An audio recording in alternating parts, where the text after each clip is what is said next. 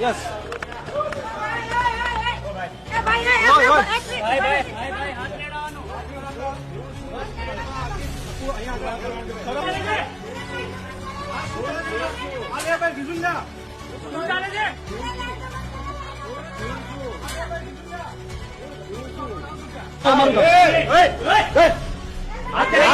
શરમજનક બાબત છે. આ શું ચાલે છે આગળ?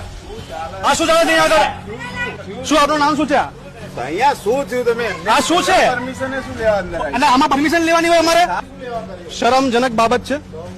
ખાટોડિયા વિસ્તાર મુખ્યમંત્રી ભૂપેન્દ્રભાઈ પટેલનો મત વિસ્તાર છે. આ વિસ્તાર છે ગૃહમંત્રી અમિત શાહ, કેન્દ્રીય ગૃહમંત્રી અમિત શાહનો મત વિસ્તાર. અહીંયા આગળ નજીકમાં ઘાટોડિયા શાળા નંબર 2 છે. ત્યાંથી 100 મીટરના અંતરે પ્રતિક કોમ્પ્લેક્સના ખાંચામાં દેશી દારૂનો અડ્ડો ધમધમે છે. અહીંયા આગળ રહેણાંક વિસ્તાર છે.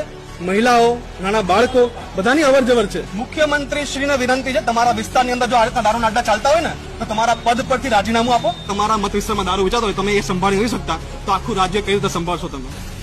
તમારા વિસ્તારની અંદર આ દારૂ વેચાય છે અને એક બે વ્યક્તિ હોય તો ઠીક છે, દ્રશ્યો બતાવીએ કે આખી મહેફિલ અહીંયા આગળ જામેલી છે. એવી તો કોની રહેમ નજર છે? એવું તો કોણ મદદ કરે છે આ બુટલેગરોને? અને પછી જીએસ મલિક કમિશનર શ્રી એમ કહે છે કે અમે અમદાવાદની અંદર ગુનાખોરી ઓછી કરી છે. ગુનાખોરી ઓછી નથી થઈ, ગુનેગારો સાથે હાથ મિલાવવામાં આવ્યા છે. ગુનાખોરી ઓછી બતાવવામાં આવી રહી છે, ઓછી થઈ નથી.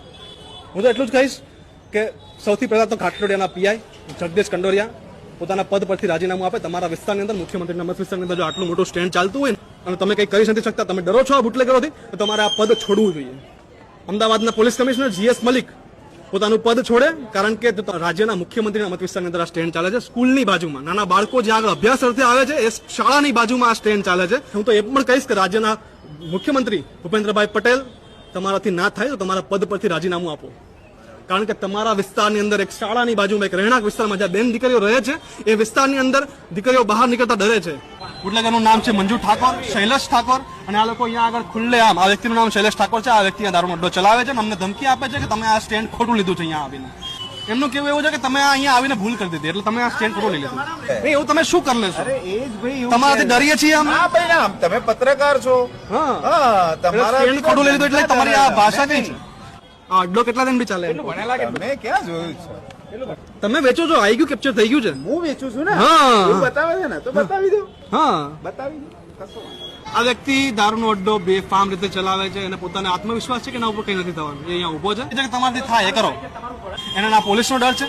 પીસીઆર અડધી કલાક થઈ અહીંયા આગળ પોલીસ મદદ માટે નથી આવી. પોલીસ એમને સમય આપે છે કે બધું સંકેલી લે અંદર.